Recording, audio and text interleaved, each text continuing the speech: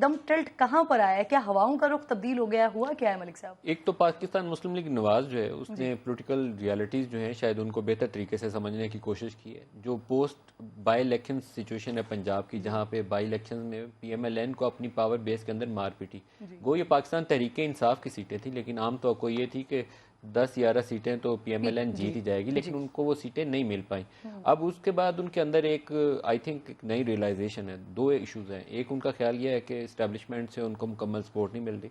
दूसरा, अदलिया के बाद फैसले जिसमें 63 एक है प्रेसिडेंशियल रेफरेंस के ऊपर जो फैसला आया था उसके ऊपर उनके अंदर तशवीश पाई जाती थी, लेकिन पहले वो खामोश रहे, चुप करके बैठे रहे। लेकिन अब बाई इलेक्शन हारने के बाद उनको याद आया कि नहीं, उसके ऊपर शोर मचाना जरूरी है। तो उसके ऊपर आई थिंक वो पब्लिक में वो अपना जो वोट को इज्जत दो वाला बयानिया तर्क करके इस्टेब्लिशमेंट की बी टीम बनना उन्होंने पसंद किया था। वो दोबारा नवाज शरीफ और मरियम उसी बयानिए पे वापस जाएंगे। शहबाज पार्टी के अंदर दो स्कूल ऑफ थॉट्स हैं। एक है जिसको नुमाइंदगी करते हैं शहबाज शरीफ, उनके साहबजादे, और उसके अंदर आप शामिल कर सकती हैं राना तनवीर को शामिल कर सकती हैं, अयाज सादिक को शामिल कर सकती हैं, ख्वाजा आसिफ को शामिल कर सकती हैं। लेकिन जो दूसरा स्कूल ऑफ थॉट है उसमें नवाज शरीफ हैं, मरियम है, शाहिद खाकान अब्बासी हैं, और वो लोग चाहते हैं एग्रेसिव पॉलिटिक्स की जाए। शाहिद खाकान अब्बासी अगर आपके जहन में हो तो जब हुकूमत चेंज हो रही थी वोट ऑफ नो कॉन्फिडेंस के बाद, तो ये लंदन गए थे नवाज शरीफ से मिलने। इन्होंने दो सिनारियोज वहाँ नवाज शरीफ को प्रेजेंट किए थे। एक तो ये था कि इमीडिएटली हम हुकूमत छोड़ दें वोट ऑफ नो कॉन्फिडेंस के बाद, केयर टेकर्स बना दें, क्योंकि बहुत मुश्किल इक्तिसादी सूरत हाल है, हम इसको संभाल नहीं पाएंगे, कॉस्ट है जिसकी हमें कीमत अदा करनी पड़ेगी जब लोगों के पास जाएंगे। ये कीमतों में इजाफे का इशू था, ये इमरान को भी पता था, इनको भी पता था, कोई ऐसी चीज़ खुफिया नहीं थी। दूसरा सिनारियो यह है कि आज ही रात पहले ही दिन वेरी फर्स्ट डे जैसे ही वोट ऑफ नो कॉन्फिडेंस होता है तो कीमतों को एडजस्ट कर दें। जो कॉस्ट लेनी है पहले 2-3 हफ्ते ले लें, उसके बाद 4-6 महीने के बाद अगर हम इलेक्शंस में जाते हैं तो फिर हम इस पोजीशन में हो गए कि लोगों को रिलीफ दे सकें। दोनों काम नहीं हुए। शहबाज शरीफ की वो काम पे टांगने वाला काम शुरू हो गया। अब उसकी कीमत है जो PMLN को चुकानी पड़ी है बाई इलेक्शन में, लेकिन वो मजीद इसको अदा करने पे तैयार नहीं होंगे। वो एक वोकल पोजीशन लेकर अवाम में निकलना चाहेंगे, क्योंकि पाकिस्तान तहरीक इंसाफ को 4 साल जब तक वो सेम पेज के नारे मारते थे, पब्लिक में वो सपोर्ट नहीं मिली। बाई इलेक्शन हारते गए, इवन नौशहरा में परवेज खट्टर की सीट हार गए। अब वो काम नून लीग के साथ हो गया। तो मेरे ख्याल में अगले 1-2 हफ्ते पाकिस्तान की सियासत के लिए बड़ा ही एक नाजुक मोड़ है। दोनों जमातें लोगों के पास जाना चाहेंगी। सियासी जमातों को लोगों के पास जाने में हर्ज नहीं होता, लेकिन कोई स्टेट इंस्टीट्यूशंस अपनी अथॉरिटी लूज करना शुरू कर दें, वो एक लम्हा फिक्रिया होता है। इस वक्त आपने पहले एक फौज को अटैक किया था PTI ने, अब PMLN निकलेगी या अदलिया को अटैक करेगी, तो दो आपके स्टेट ऑर्गन जो हैं वो डिसफंक्शनल आपको नजर आएंगे। पार्लियामेंट पहले ही आपकी काम नहीं कर पा रही, तो मुझे एक अनारकी वाली सिचुएशन नजर आती है, टू बी वेरी फ्रैंक। अगर ये सियासी जमातों ने पार्लियामान के फ्लोर के ऊपर बैठकर आइंदा के लिए फैसले ना किए कि इलेक्शंस कब होने हैं, इलेक्टोरल रिफॉर्म्स कौन सी दरकार है, नून लीग और PTI के ऊपर बहुत बड़ी जिम्मेदारी है। ये दोनों बैठे अंदर एक तरीका कार पे इतफाक करें और अगले 4-6 महीनों में इलेक्शंस कर लें, और अभी 2-3 हफ्तों में IMF के प्रोग्राम को रिस्टोर होने दें। अदरवाइज एक अनारकी होगी जिसमें इनको मार पिटेगी। हम तो जानों से जाएंगे, पाकिस्तानी अवाम की जाने जाएंगी, भूखे हाथों लोग मरेंगे, लेकिन ये भी नहीं बचेंगे। ये बात तय है। इनको जिम्मेदारी का मुजाहरा करना पड़ेगा और उस पार्लियामान के फ्लोर को इस्तेमाल करना पड़ेगा।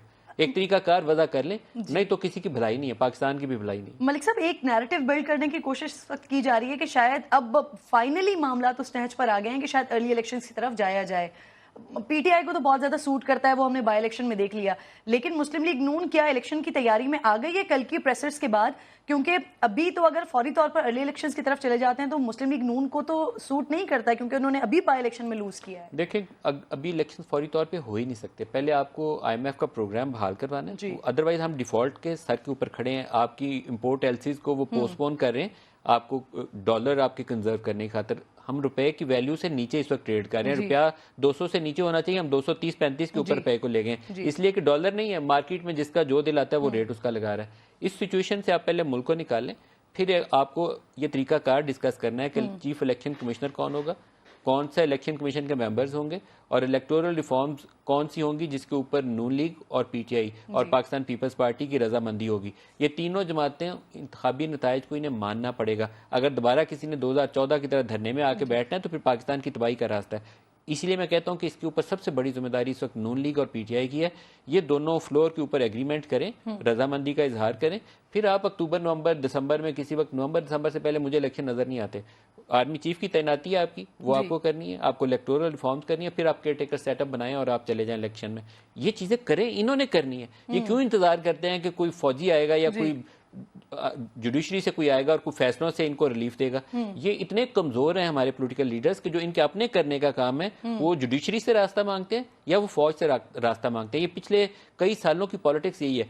एफएटीएफ के ऊपर इनसे नहीं था काम हो रहा तो पिंडी चले गए थे, वहां बैठ के मीटिंग कर लेंगे। इलेक्टोरल रिफॉर्म या दूसरे मामला जिस तरह पीटीआई ने पहले पास किए थे वो भी पता है, अब जिस तरह नून लीग ने उनको अंडू किया है वो भी हमें पता है। तो ये दुरुस्त जमहूरी तरीका नहीं है। जमहूरी तरीका यह है कि आपस में बात करें, अपने बयानिए के ऊपर जाएं लोगों के पास, अदरवाइज इनको रास्ता इनका बंद हो जाएगा। हमें एक दफा मार पड़ेगी, लोगों की जाने जाएंगी, लेकिन इनके लिए भी सियासत करना आसान नहीं रहेगा।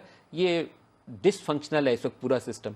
आप इंतजार कर रहे हैं कि आपको कोई अल्लाह की तरफ से मदद आएगी तो कोई रास्ता मिल जाएगा। कितनी देर मुल्क का निजाम ऐसे चलेगा? आपको प्राइम मिनिस्टर पता है आपको कहां पर है, उसका रोल क्या है इस सारे क्राइसिस के अंदर? कल वाली प्रेस कॉन्फ्रेंस के अंदर लीड रोल मरियम का था। प्राइम मिनिस्टर कहाँ थे उसमें? आपको नजर आए हैं कहीं? मौलाना फजलुर रहमान का था, वो क्या रोल है उनका पार्लियामान के अंदर? इमरान खान जो इस वक्त पूरी ड्राइव कर रहे हैं मूवमेंट, उनकी पार्टी तमाम असम्बलियों में मौजूद है, सेनेट में मौजूद है। कौमी असम्बली में उनको लगता है कि अमेरिका ने रजीम चेंज किया है तो उसके अंदर उनको चोर, डाकू, गैर मुल्की एजेंट नजर आते हैं, बाकी और कहीं नजर नहीं आते। अदलिया के ऊपर आपके इंटीरियर मिनिस्टर नो कॉन्फिडेंस करके निकल गए कि हम इसका फैसला ही नहीं मानते अगर पूरा कोर्ट नहीं बनता, फुल कोर्ट नहीं बनता। चीफ ऑफ आर्मी स्टाफ के ऊपर जो इमरान खान का बयानिया है वो जो कुछ उनको मीर जाफर, मीर सादिक से तशबीह देते हैं, तो इससे ज्यादा अनारकी की कोई और तशबीह नहीं दी जा सकती। हमें पूरी कौम को जागना पड़ेगा और इन लोगों को रियलाइज करवाना पड़ेगा कि अपनी आंखें खोलें, पाकिस्तान के साथ ये ना करें जो कुछ आप कर रहे हैं। मलिक साहब, आप जो पॉइंट दे रहे हैं ना कि इस सारी सिचुएशन से इन पॉलिटिकल लीडर्स को निकालना है पाकिस्तान को, लेकिन असल में अभी जो जंग चल रही है वो ये है कि परवेज इलाही साहब को निकालना है या हमजा शहबाज को निकालना है। ये ब्रॉडर पर्सपेक्टिव में सोचा ही नहीं जा रहा है। आई थिंक ऐसा महसूस होता है।